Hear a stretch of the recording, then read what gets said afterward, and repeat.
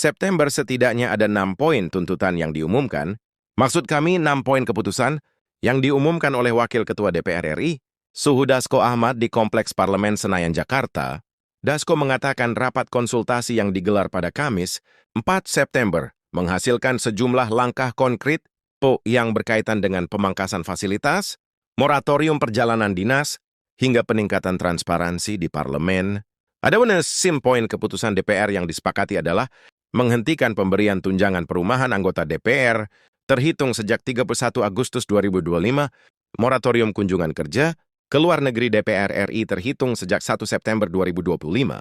Kecuali undangan kenegaraan, DPR juga akan memangkas tunjangan dan fasilitas anggota seperti biaya langganan listrik dan telepon, lalu biaya komunikasi intensif, dan biaya tunjangan transportasi. Kemudian, anggota DPR yang telah dinonaktifkan oleh partainya tak dibayarkan hak-hak keuangannya. Para anggota DPR yang sudah dinonaktifkan nantinya juga akan diperiksa oleh Mahkamah Kehormatan DPR yang berkoordinasi dengan mahkamah partai masing-masing. Terakhir, DPR akan memperkuat transparansi dan partisipasi publik yang bermakna dalam proses legislasi dan kebijakan lainnya. Sebagai informasi, seusai rangkaian demo memprotes kebijakan DPR di sejumlah tempat yang kemudian berujung ricuh, muncullah tuntutan yang berjudul 17+8 tuntutan rakyat, sebanyak 17 tuntutan jatuh tempo pada 5 September 2025, sedangkan 8 lainnya pada 31 Agustus 2026.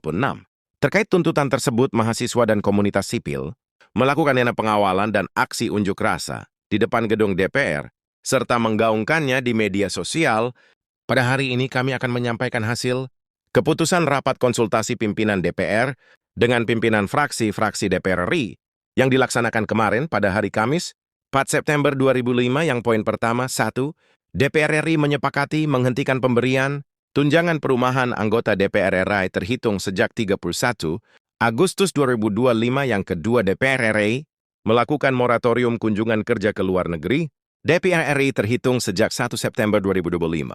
Kecuali menghadiri undangan kenegaraan, 3. DPR RI akan memangkas tunjangan dan fasilitas anggota DPR setelah evaluasi meliputi biaya langganan, daya listrik dan biaya jasa telepon, kemudian biaya komunikasi intensif, dan biaya tunjangan transportasi. 4. Anggota DPR RI yang telah dinonaktifkan oleh partai politiknya tidak dibayarkan hak-hak keuangannya. 5. Pimpinan DPR menindaklanjuti penonaktifan beberapa anggota DPR RI yang telah dilakukan oleh partai politik melalui subah-kibah partai politik masing-masing dengan meminta Mahkamah Kehormatan DPR RI untuk berkoordinasi dengan mahkamah partai politik masing-masing yang telah memulai pemeriksaan terhadap anggota DPR RI. Dimaksud 6. DPR RI akan memperkuat transparansi dan partisipasi publik yang bermakna dalam proses legislasi dan kebijakan lainnya ditandatangani oleh pimpinan DPR RI, Ibu Puan Maharani Sesufmi Dasko Ahmad, Pasoan Mustafa dan Pak Cucun. Meski telah diturunkan, gaji dan tunjangan yang diterima anggota DPR RI dinilai masih tinggi. Forum Masyarakat Peduli Parlemen Indonesia atau Forum MAPI meminta DPR RI untuk melakukan evaluasi lagi. Diketahui setelah dilakukan pemangkasan, jumlah gaji dan tunjangan yang diterima anggota DPR RI saat ini mencapai 65.000 per bulan. Angka ini didapat setelah DPR menghapus berbagai tunjangan, meliputi tunjangan perumahan 5 tahun, kemudian biaya langganan, daya listrik, jasa telepon, biaya komunikasi intensif, dan biaya tunjangan transportasi. Namun peneliti Formapi Lukius harus menilai jenis tunjangan harus benar dievaluasi manfaatnya. Oleh karena itu, ia berharap DPR akan mengevaluasi tunjangan-tunjangan lain. Lukius lantas mempertanyakan alasan DPR yang hanya berani menghapus tunjangan perumahan dan tunjangan lainnya secara tidak menyeluruh. Ia lantas menyoroti tunjangan komunikasi intensif senilai 22 per bulan, padahal menurutnya eksekusi tunjangan ini tidak jelas, menyusul banyak pihak yang merasa DPR selama ini tidak cukup aspiratif. Selain itu, ia juga menyoroti tunjangan, jabatan dan tunjangan kehormatan yang bernilai fantastis. Lukius heran lantaran dua tunjangan itu dinilai memiliki makna yang sama, namun dibuat menjadi dua jenis tunjangan. Fraksi PAN DPR RI siap mendukung transformasi DPR. Seusai adanya 17+8 tuntutan rakyat, Ketua Fraksi PAN DPR RI Putri Zulkifli Hasan mengatakan Partainya tegas menyatakan komitmen dalam mendukung transformasi DPR menjadi lembaga legislatif yang lebih terbuka, aspiratif, dan akuntabel. Pernyataan itu disampaikan oleh Putri Zulkifli Hasan pada Jumat, 5 September fraksi PAN. Siap menerima dan menindaklanjuti aspirasi masyarakat, termasuk tuntutan 17+8. Tuntutan rakyat menurut Putri, aspirasi dari masyarakat menjadi bahan introspeksi, bersama agar DPR semakin dekat dengan rakyat. Pernyataan fraksi PAN dalam menggunakan istilah transformasi DPR itu merujuk pada perubahan bertahap dan internal. Kelembagaan diksi tersebut dipilih selaras dengan narasi yang sebelumnya disampaikan oleh Ketua DPR Puan Maharani dalam pertemuannya pada 4 September 2025 kemarin. Adapun saat ini DPR RI telah menjawab 17+8 tuntutan rakyat.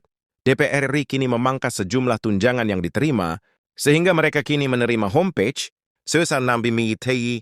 Seusai sejumlah tunjangan dihilangkan, salah satu tunjangan yang dihapus oleh DPR RI adalah biaya perumahan yang sebelumnya mencapai 5 per bulan.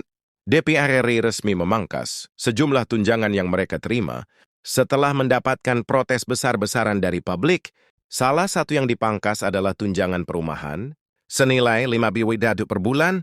Setelah mendapatkan protes di seluruh Indonesia, kini DPR tidak lagi menerima tunjangan tersebut. Total gaji dan tunjangan yang diterima DPR RI saat ini berjumlah 60 per bulan.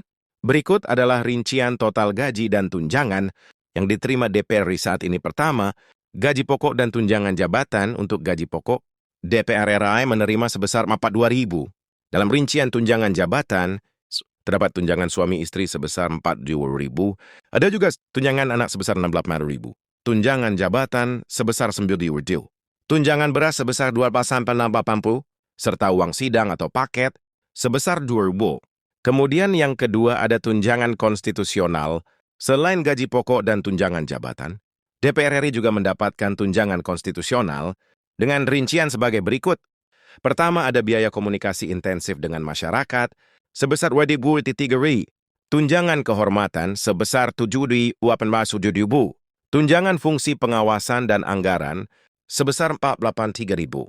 Honorium legislasi sebesar 8.800.000. Honorium pengawasan sebesar 8.800.000 dan honorium anggaran sebesar 8.100.000. Dengan demikian total bruto mencapai